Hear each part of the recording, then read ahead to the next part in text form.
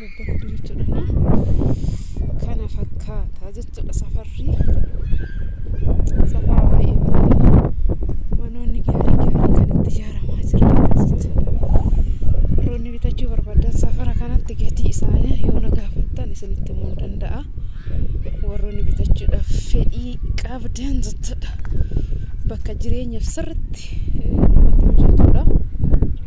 Wanta barbaadan irratti hojjetamuu ni danda'ama jechuudha. Gibbii saffiin yoo jiraate kan akka lukkuu horsiisuu wanta garaagaraa baqa irratti hojjetamuu gibbii danda'uudha. Asittis kan ijaaramee dhumedha. Fuuldura isinitti simmuutu kan ijaaramaa jiruudha. Irra caalaan manoota mana bulukkeettiidhaan ijaaramaa jiru jechuudha. Safara haftaamii yookaan immoo ijoolleen biyya Arabaatii galan hojjetanidha jechuudha bakkeen kun. Akkasumallee safara barsiisotaati. Garasitti jechuudha. Fuuldura kanatti safara barsiisotaa jechuudha. Lafa mireetii akkasumallee iggaawii kaartaa bilaanii qabudha. Manni kina bakkeen mukaan irratti ijaaramaa jiru warra kaartaan itti baheedha jechuudha. Kanatti xiqqaan warra bitanii kaartaa itti babbaafatanidha. Lafa kaartaa qabudha jechuudha. Caraqaan jiru bakkee kana yookaan immoo lafti iggaawii hin taane tokkollee kan jiru hin jiru jechuudha. Hundummaan isaatu iggaawudha. Warroonni bitachuu barbaadan heloo jechuu bichaa barbaachisa. Biyaansi fagoodha akkasumallee immoo magaalaa gidduu miti jechuu dandeessanii jechuudha. Booda bakkeen kun magaalaa gidduudha kan ta'aa jiru. Maaliifi anillee yeroo bitee lafa kiyya mana kiyya yeroo bitisanitti duwwaa ture jechuudha. Amma garuu mandara san baay'ee oo'eetii jira jechuudha. Gara fuulduraatti viidiyoodhaan isin agarsiisa alaalarraa. Ho'aatiidha kan deemu jechuudha. Keessattuu waggaa 2 waggaa 3 nu hafa yoo ta'e qarshii salphaadhaan binneetu intini gochuu danda'u jiru. Qarshii salphaadhaan bitamee gara fuulduraa guddachuu danda'ama jechuudha. Annaa kana fakkaata. Waan nama intini jedhu hin qabu. Dirqama magaalaa keessatti maalitti bituun illee ulfaata. Gatiidhaan jechuudha. Yaa hundummaan keenya iyyuu kan beeknu warra biyya Arabaa hojjetee galeedha nuti. Qarshii meeqaan akka manni bitamus lafti bitamus deebi'ee akka irratti ijaaramus hundummaan keenya kan beeknu waan ta'eef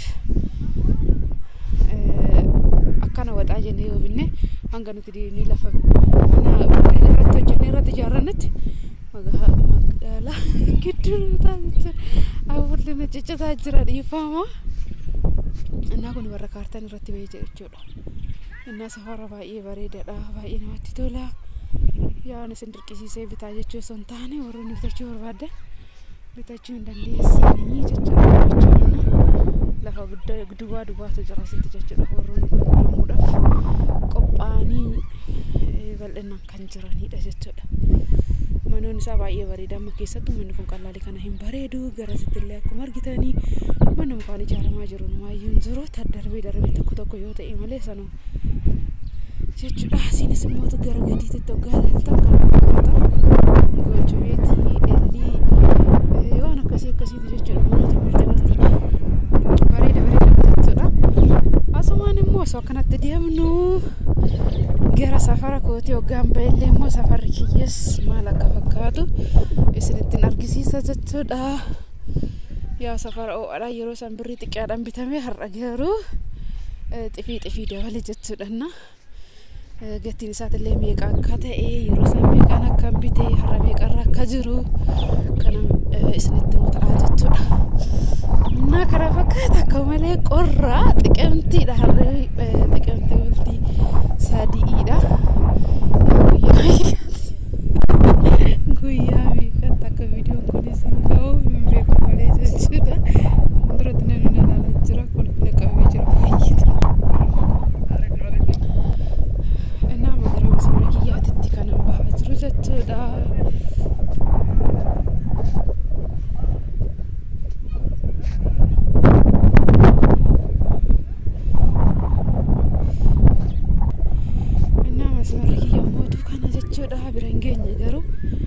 keenya bira ga'uudhaaf ganaa xiqqoo na hafa deematiidha kanan jiru jechuudha.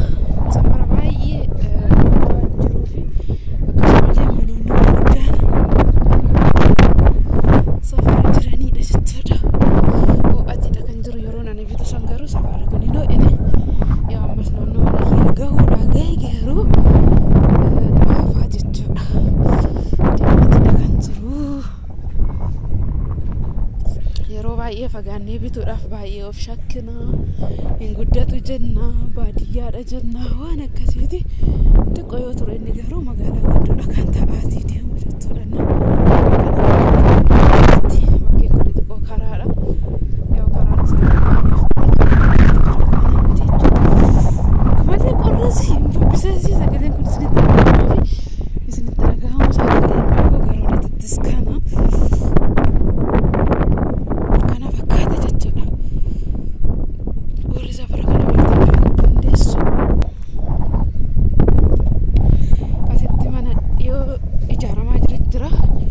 manni kun erga eegalee ji'a tokko hin guunne garuu baay'ee tokko affaxxanaa jiran jechuudha. Namas mara keetti ba'uudhaaf ka'ee jira. Manni kee garas inni mul'ata jechuudha. Asittis mana haaraa garuu yaa warri itti hin galle laasidhaan jira garuu kana fakkaata jechuudha.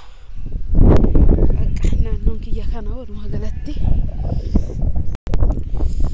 nyaana duubatti gadi kana fakkaata jechuudha.